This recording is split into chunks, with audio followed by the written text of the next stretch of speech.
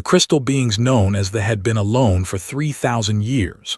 On their fortress world of, they watched the galaxy burn while hiding behind walls of pure energy that nothing could break through. Once, they had been mighty. Once, they had ruled dozens of star systems, and their crystal cities had sparkled across the void like scattered diamonds. That was before the Great Purge. Elderseer stood in the Observatory of Sorrows, his crystalline form catching the light of distant stars. Through the massive viewing crystals, he could see another world dying. The hegemony fleets hung in space like metal vultures, their weapons turning cities into glass and ash. Billions of voices cried out and then fell silent. "We should help them," said Warkeeper from behind him. The younger's crystal body glowed with angry red light. "We have the power. We could stop this madness." Did not turn around. He had heard these words before from others who could not accept the hard truth. And then what? The hegemony would turn on us again. They would bring every ship, every weapon, every soldier to break our defenses. Do you want to see our children die for the sake of strangers? "Our children are already dying," said. His voice carried pain that cut deeper than any blade. "They die a little more each day, watching evil triumph while we do nothing. What good is survival if we lose our souls?" The argument was old and bitter.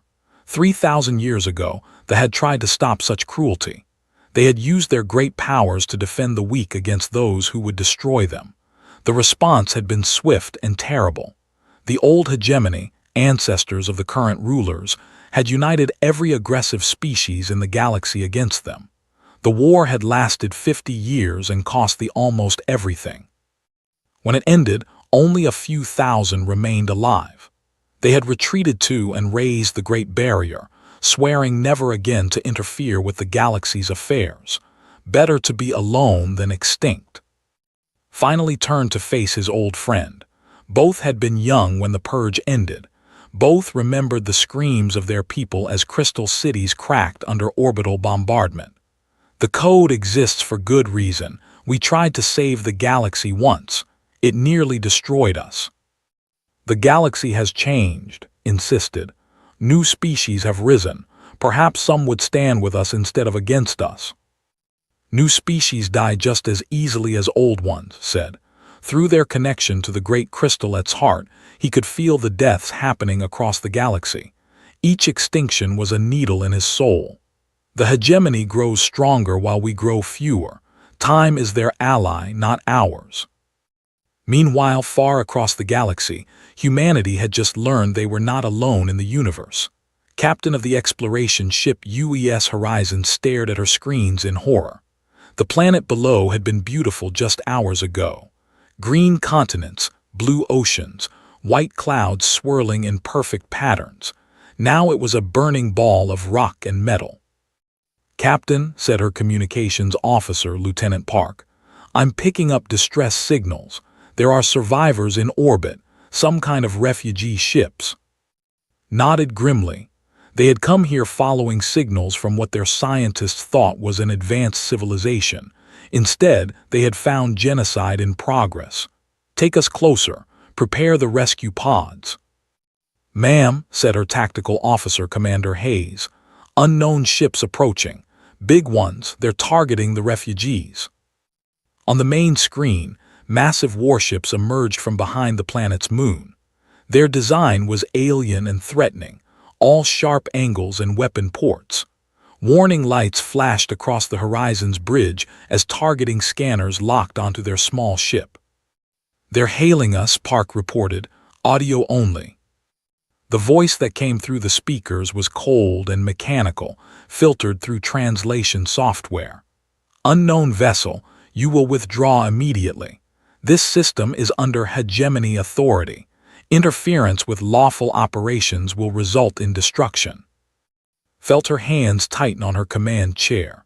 Below them, escape pods carrying alien families were being hunted down and destroyed one by one.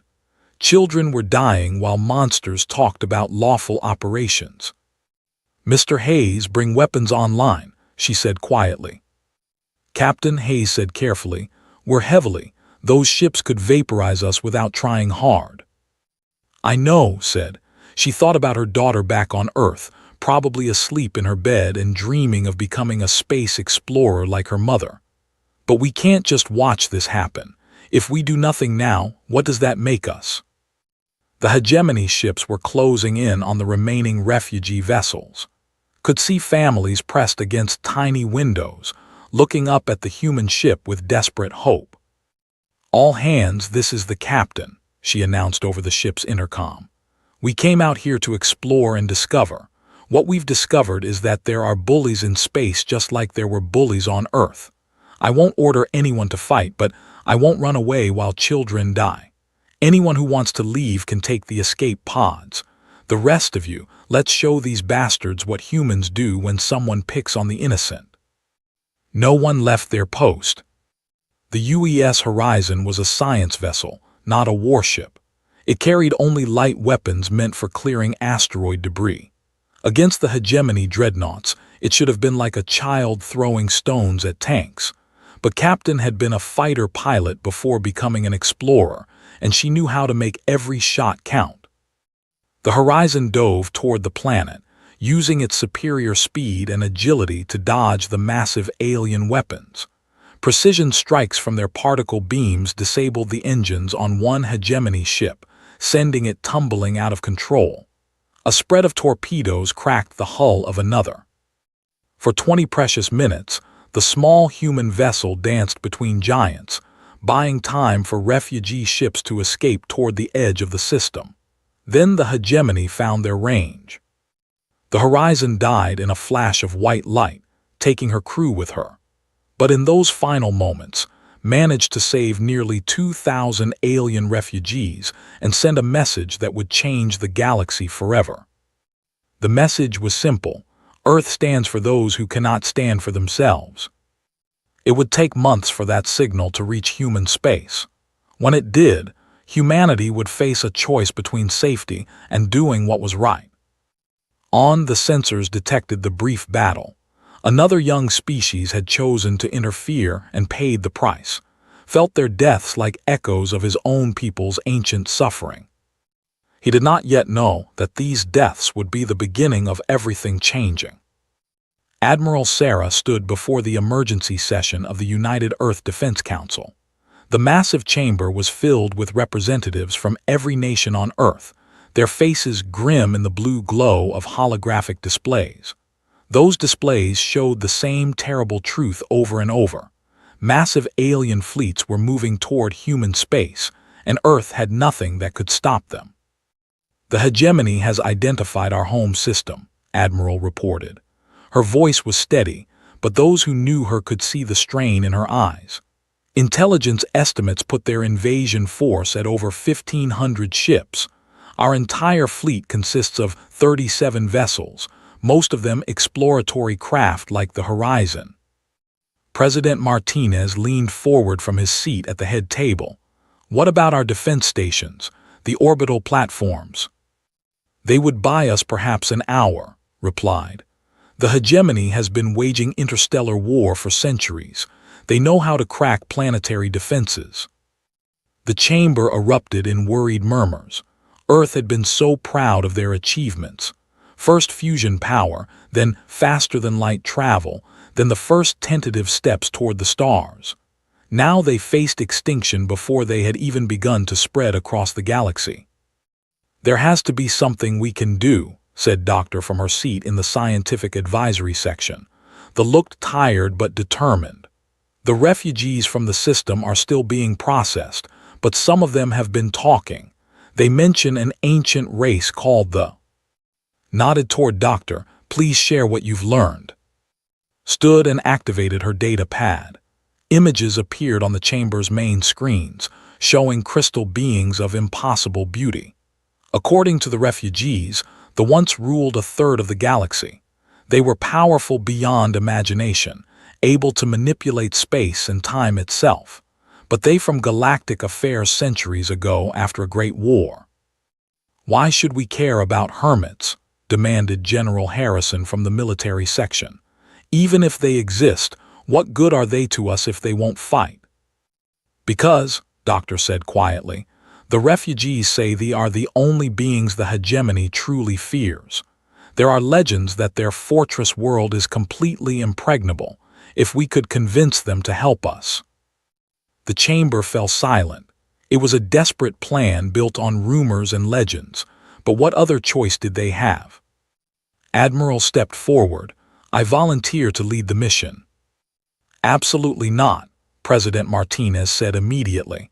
We need you here to coordinate our defenses. With respect, sir, there's nothing to coordinate. Our best strategy is to scatter our ships and hope some survive long enough to evacuate civilians. But if there's even a chance of gaining allies, looked around the chamber at faces filled with fear and determination. Captain and her crew died trying to save strangers. The least we can do is try to save ourselves.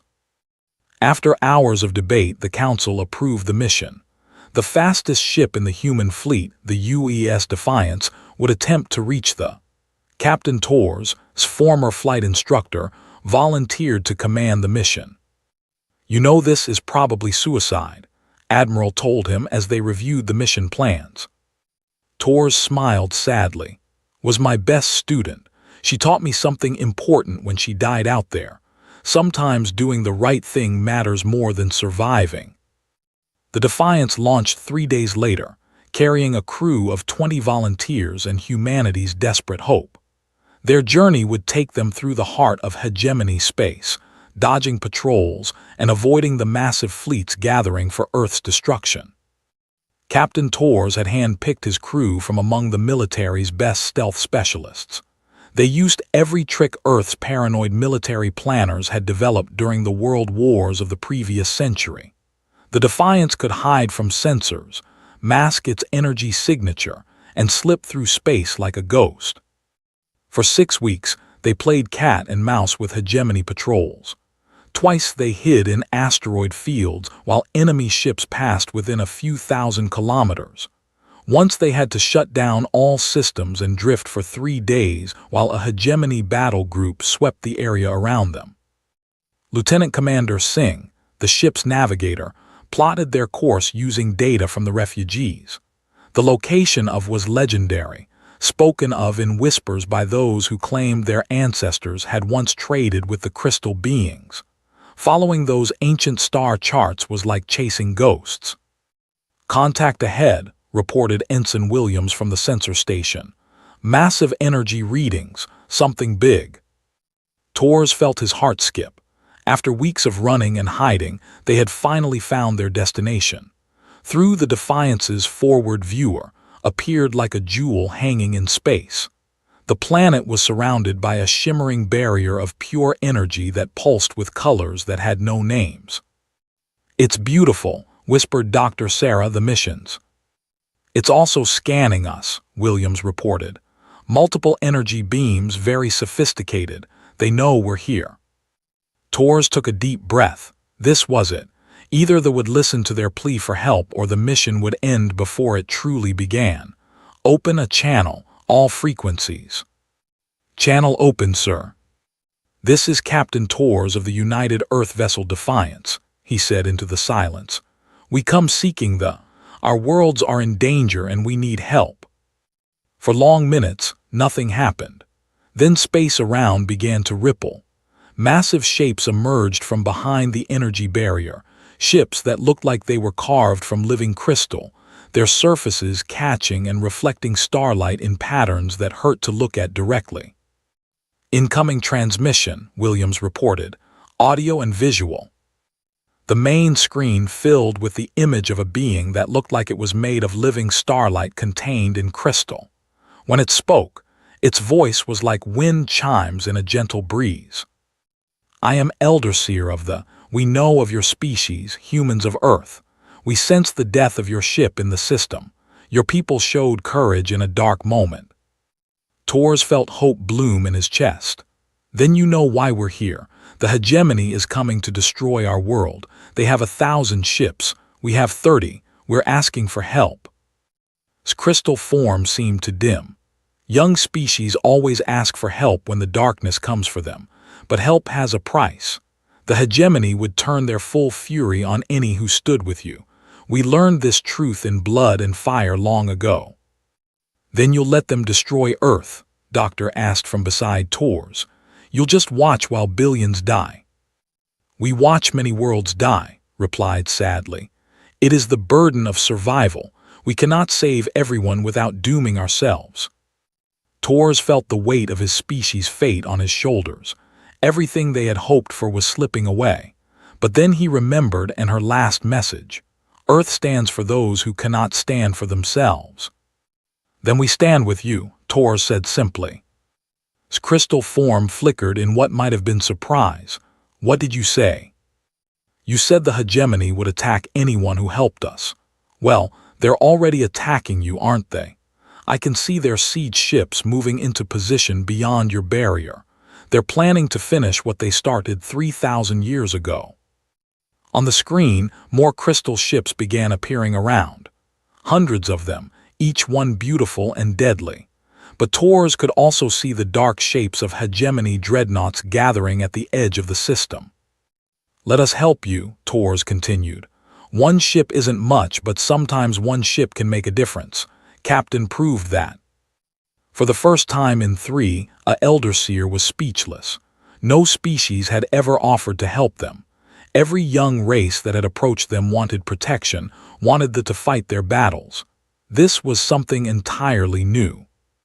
The moment was broken by alarms on both ships. The hegemony siege fleet was moving into attack position. The hegemony siege fleet moved like a storm of metal and death toward. Admiral of the Empire stood on the bridge of his flagship, watching the ancient crystal world grow larger on his screens. Today would end 3,000 years of humiliation. Today the last would die. All ships report ready, his tactical officer announced. The siege cannons are charging. Smiled, showing rows of sharp teeth. The siege cannons were new technology, designed specifically to crack the barrier. Decades of research and planning had led to this moment.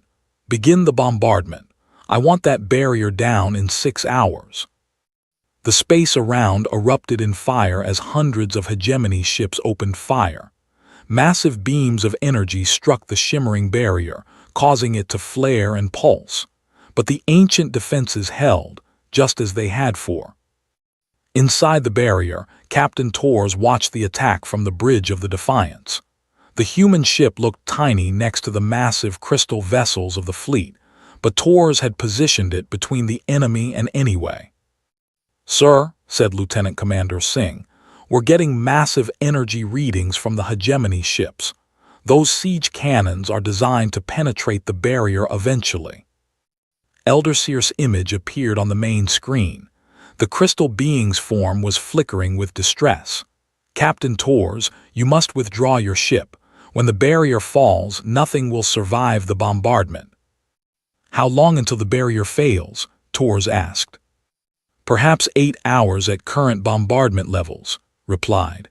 The siege weapons are more powerful than anything we faced before. Tors looked around at his crew.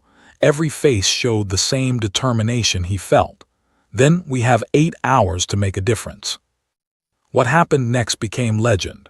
The tiny human ship, armed with nothing but light particle beams and a handful of torpedoes, charged straight at the massive hegemony fleet. It should have been destroyed instantly. Instead, it danced between the enemy ships like a fighter plane in a formation of bombers. Captain Tors had learned his tactics fighting in Earth's atmosphere, where speed and agility could overcome firepower. In space, those same principles applied, but with 3 dimensions instead of 2. The Defiance spun and twisted through the enemy formation, targeting sensor arrays and weapon systems with surgical precision. Impossible, Admiral snarled as his ship struggled to target the human vessel. How can something so small move so fast? The Defiance couldn't destroy the massive hegemony ships, but it could cripple them. Torpedo strikes disabled engine systems. Particle beams melted sensor clusters. For 2 precious hours, one small human ship disrupted an entire siege fleet. But numbers eventually won. A lucky hit from a hegemony cruiser tore through the Defiance's hull, venting atmosphere and damaging the engines. The ship began to drift, its weapons silent. "This is Captain Torres," he broadcast on all frequencies. "Defiance is dead in space, but we proved something important today. David can hurt Goliath if he's smart about it." The final message went out on quantum channels toward Earth, encoded with everything they had learned about hegemony tactics and technology. Then the main guns fired, and the Defiance became a brief star in the darkness. On the watched in stunned silence, Warkeeper turned to Elderseer, his crystal form blazing with emotion. "They died for us. Strangers died defending our world." Felt something crack inside his ancient heart. For 3,000 years they had hidden behind their walls, watching the galaxy burn. They had told themselves it was wisdom, that survival justified any sacrifice. But Captain Torres and his crew had shown them another way. "Emergency session of the High Council," announced. "It is time to reconsider the code of isolation." The quantum message from the Defiance reached Earth 3 days later. Admiral stood in the same council chamber where they had planned the desperate mission, reading Captain Torres' final report. The data he had gathered was invaluable, but it also confirmed their worst fears. The hegemony fleet heading for Earth was even larger than estimated. 1,500 ships, as we thought, announced to the assembled leaders. But Torres discovered they're using siege cannons similar to those attacking. "Our orbital defenses won't last an hour." "Then we evacuate," President Martinez said grimly. "Get as many people off planet as possible before they arrive." "Where?" asked Doctor. "The hegemony controls most of the galaxy. There's nowhere to run." Looked at the tactical displays showing enemy fleet positions. Running was impossible. Hiding was impossible. That left only one option: fighting a war they couldn't win using conventional tactics. "Torres was right about one thing," she said finally. "David can hurt Goliath. We just need more Davids and better slings." What followed was the most intensive military development program in human history. Every weapons lab, every university, every private research facility was mobilized. The goal was simple: create weapons and tactics the hegemony had never seen before. Dr. James Park, formerly of the Horizon's crew and one of the refugees from, led the breakthrough research. Using data from both the Defiance's sensors and interviews with refugees who had escaped during the siege, his team began developing something unprecedented. "Quantum phase technology," Dr. Park explained to Admiral as they watched the first prototype being tested. "That can exist partially outside normal space-time. We can't replicate that exactly, but we can create ships that shift in and out of phase with reality." On the test range, a modified frigate seemed to flicker and vanish, then reappear behind the target drones. Its weapons fired, destroying the targets before the ship vanished again. "How many can we build?" asked. 12 ships, maybe 15, if we strip every other vessel in the fleet for parts," Park replied. "The technology is incredibly complex. Each ship will need a crew of volunteers." "Volunteers?" Park's face was grim. The phase shifts put enormous stress on human neural systems. Crews might become permanently lost between dimensions. "We're calling it the Phantom Fleet, but the crews prefer another name." "What's that?" "Torres Ghosts." Meanwhile the Civil War reached its climax. Elderseer faced the High Council with Warkeeper beside him. The other elders were divided, their crystal forms flickering with uncertainty. "The humans have shown us something we thought was lost," argued. "Courage without expectation of reward. They died defending our world not because they hoped to gain something, but because it was right."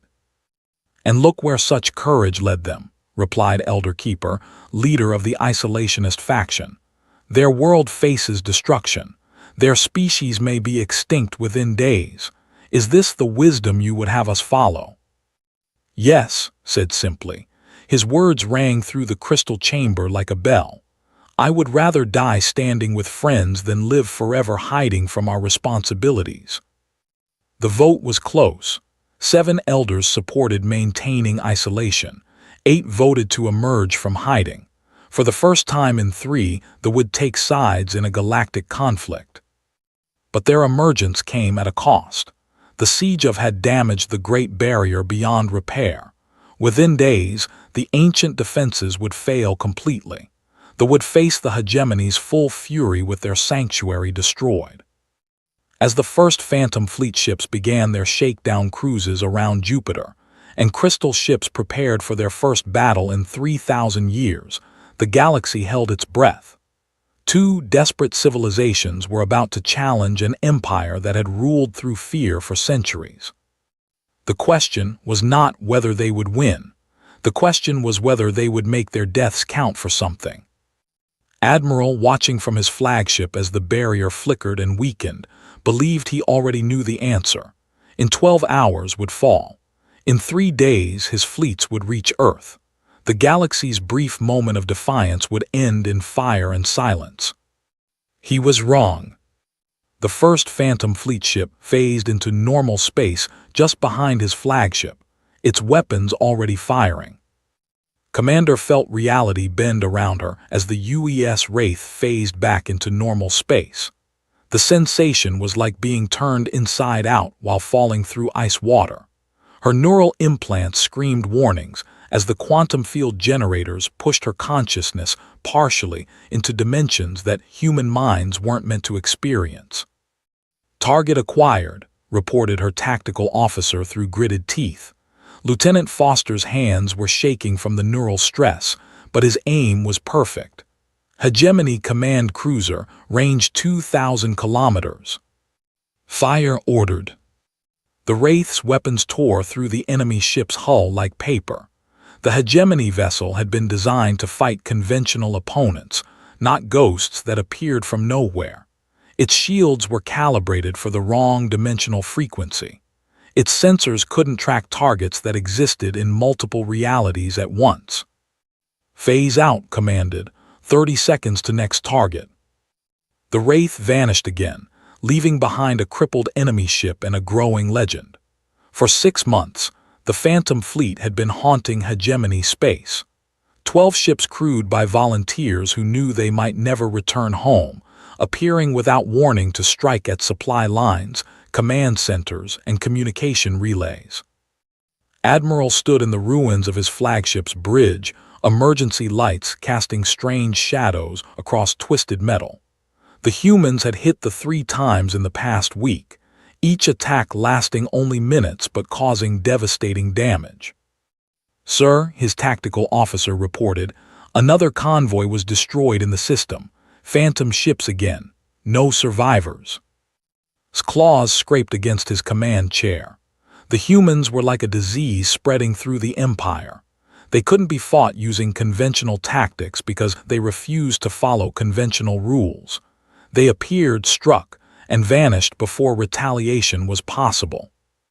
"Double the escorts on all supply runs," he ordered, "and activate the hunter-killer squadrons. These ghosts have to return to base somewhere."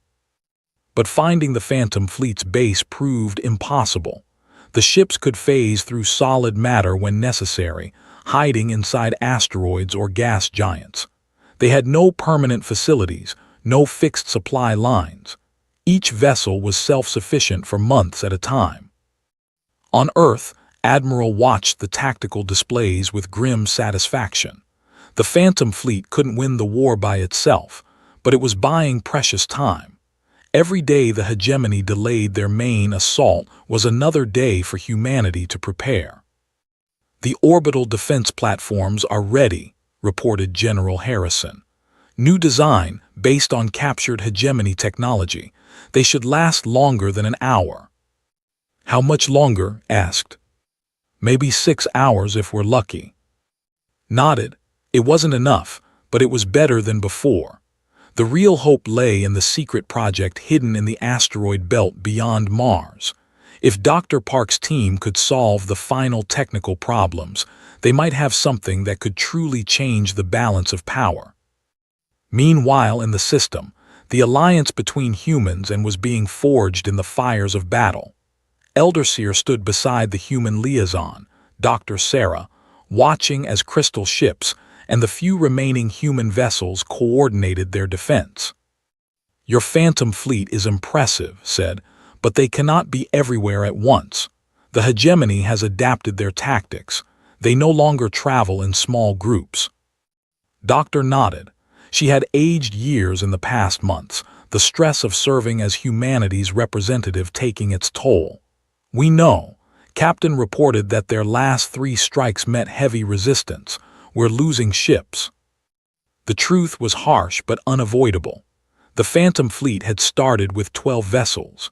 Now only 7 remained functional. The others had been lost to enemy fire, dimensional storms, or the simple fact that human minds weren't meant to exist in multiple realities simultaneously.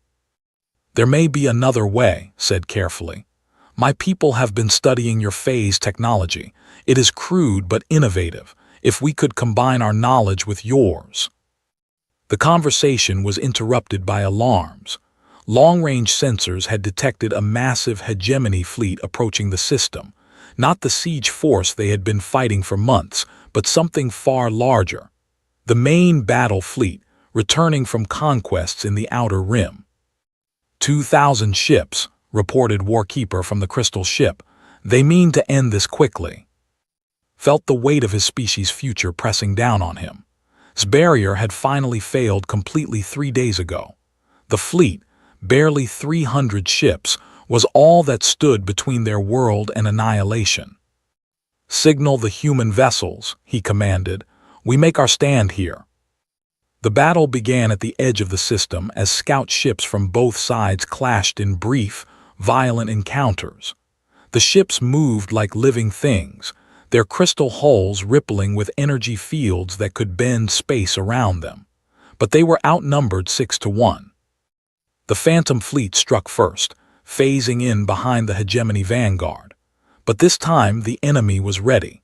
Hunter-killer squadrons armed with dimensional disruptors opened fire the moment the human ships appeared. The UES Phantom took a direct hit and tumbled out of phase control, its crew lost forever in the spaces between realities. "Fall back," Admiral ordered from Earth, watching the battle through quantum communication relays. "Don't sacrifice the fleet for one engagement." But Commander had other ideas. The Wraith and its remaining sister ships didn't retreat. Instead, they pushed deeper into the enemy formation, targeting the massive siege ships that carried the weapons capable of cracking planets. "What are you doing?" Doctor's voice crackled over the communication link. "What Captain would have done," replied. Her words were slurred from neural stress, but her determination was clear. "What Captain Torres did. Sometimes one ship can make a difference." The hegemony admiral commanding the main fleet watched the human ships with grudging respect. They fought like demons, appearing and vanishing in patterns that prediction. But they were only 7 ships against 2,000. "Focus fire on the crystal ships," he ordered.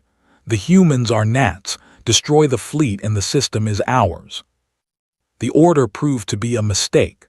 While the hegemony concentrated their fire on the larger crystal vessels, the Phantom fleet struck at their most vulnerable targets. Ammunition ships exploded in chains of fire. Command vessels lost their communication arrays. Troop transports carrying invasion forces were gutted by precise torpedo strikes. But the cost was terrible.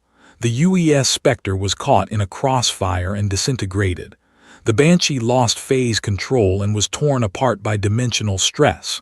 One by one, the ghost ships died. Desperate scientists worked to complete the project that might save them all. Human engineers and crystal shapers labored side by side, combining technologies that had never been meant to work together. "The first prototype is ready," announced Dr. Park over the communication link from the hidden facility. "But it's completely untested." Made the decision that would change everything. Send it to battle. If we die today, let it be while trying something impossible.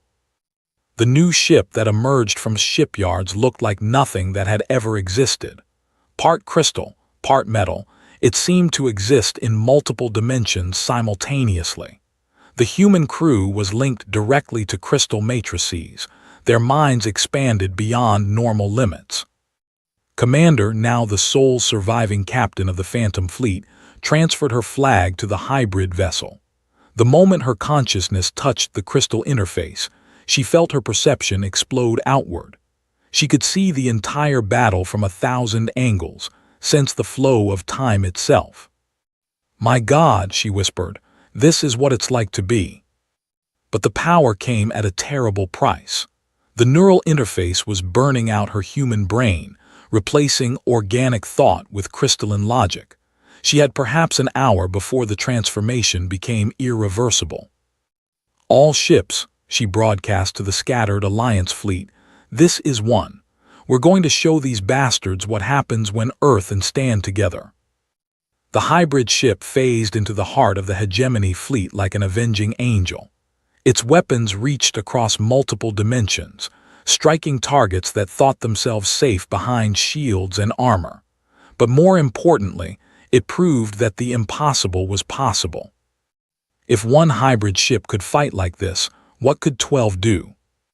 The battle was far from over, but for the first time in months, the Alliance forces had hope.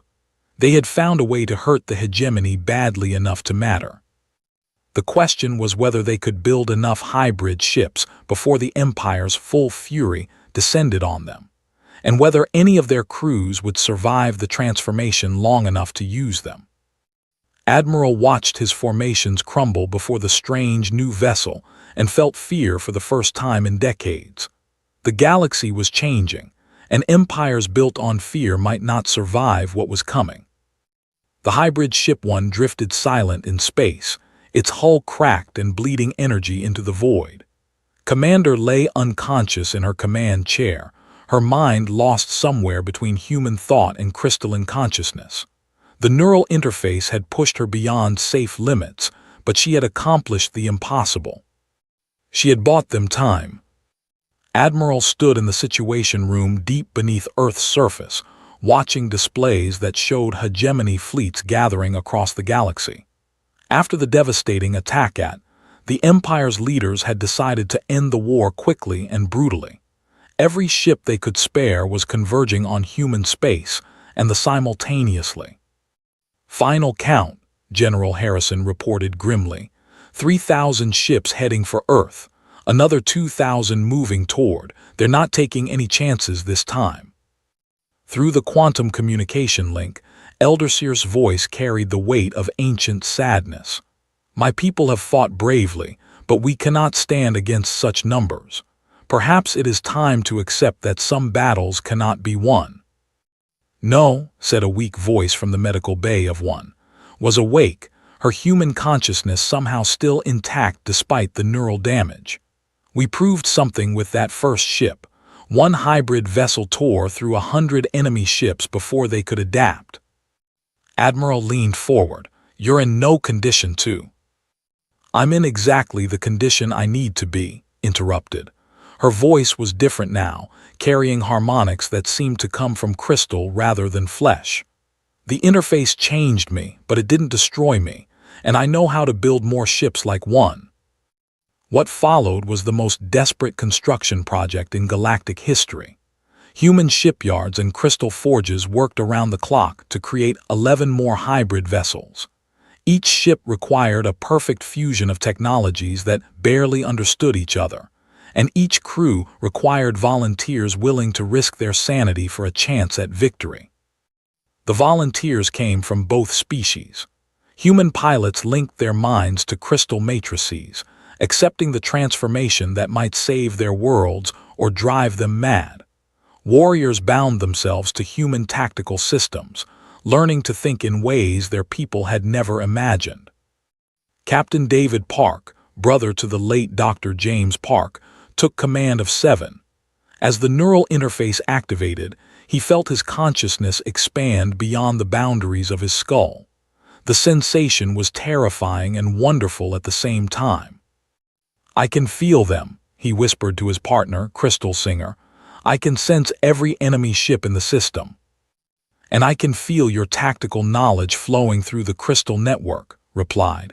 "Your people's understanding of warfare is inventive." By the time the hegemony's final assault began, 12 hybrid ships hung in space around Earth like deadly jewels. Their crews had paid a terrible price for the power they now wielded.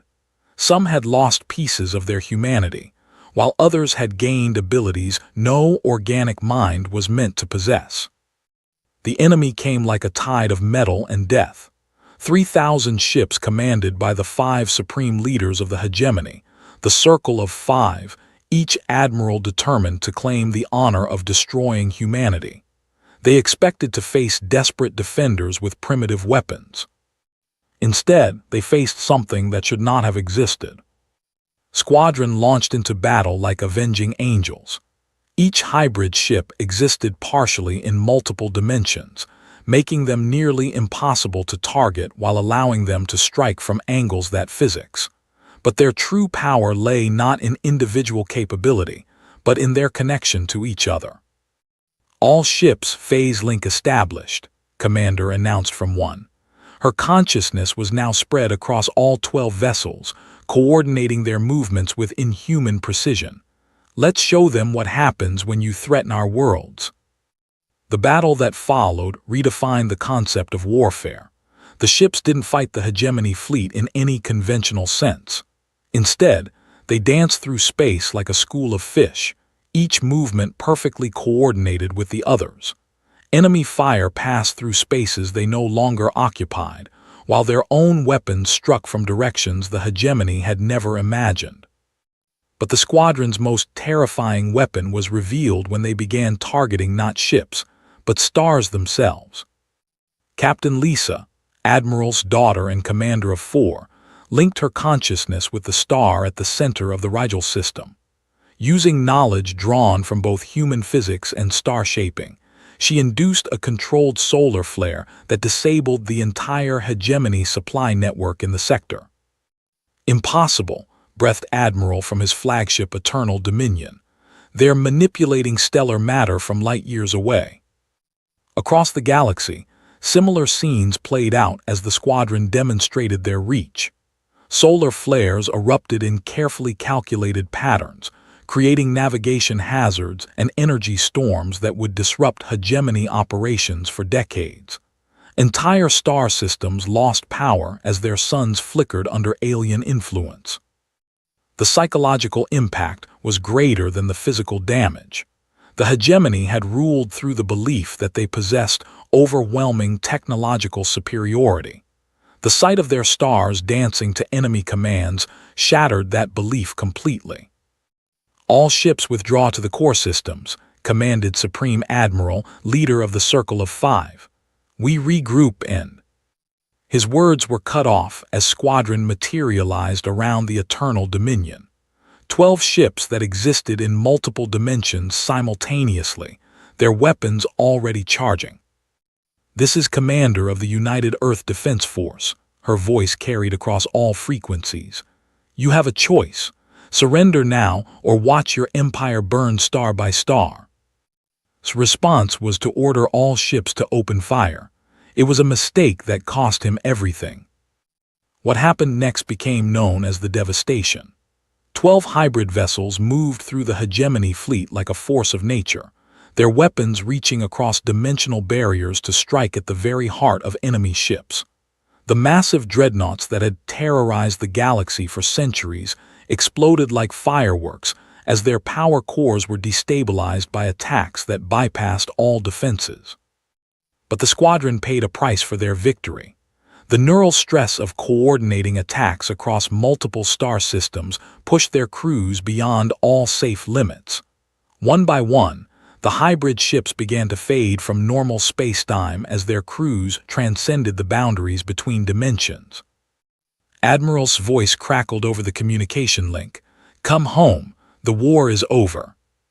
Commander smiled sadly as she felt her consciousness expanding beyond the physical universe.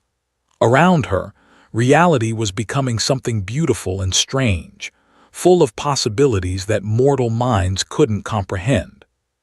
"We are going home," she said. "Just not to a place you can follow. Tell everyone what happened here. Tell them that when the galaxy needed heroes, Earth and stood together." One by one, the ships of Squadron faded into the quantum foam, their crews becoming something more than human. They had saved 2 worlds and broken an empire, but the victory had transformed them into beings that no longer belonged in normal space. In the aftermath, the galaxy found itself fundamentally changed. The hegemony's grip on power had been broken not by conquest, but by the demonstration that their rule was not inevitable. Worlds that had been enslaved for centuries rose in rebellion. Species that had hidden in fear emerged to reclaim their birthright among the stars. They ended their long isolation, becoming guardians and teachers rather than distant watchers. Humanity gained recognition as the species that had shown the galaxy how to fight back against tyranny. Together, they founded the Galactic Compact, dedicated to ensuring that no world would ever again stand alone against oppression. Elder Seer and Admiral met on 5 years after the war's end, standing in a crystal garden that grew where the old Observatory of Sorrows had been. The galaxy was at peace, but both leaders carried the weight of those who had been lost. "Do you think they're still out there somewhere?" asked, looking up at stars that no longer seemed distant and cold. His crystal form caught the light of sun, creating rainbows that danced across the garden walls. "I believe they are everywhere and nowhere, watching over the peace they died to create." The crews of Squadron became something greater than the sum of their parts. A shooting star crossed the sky above them, bright and brief and beautiful. Neither leader spoke, but both felt the same thought. Some sacrifices echo across eternity. The galaxy had learned an important lesson. Empires built on fear could be brought down by ordinary people willing to do extraordinary things. And when the darkness came again, as it always did, there would be others ready to stand up and fight back. The stars themselves would remember the ships that had made them tremble, and the crews who had chosen to become legends rather than victims. In classrooms across 1,000 worlds, children would learn about the day Earth and stood together, and taught the galaxy that none stand alone. The universe was vast and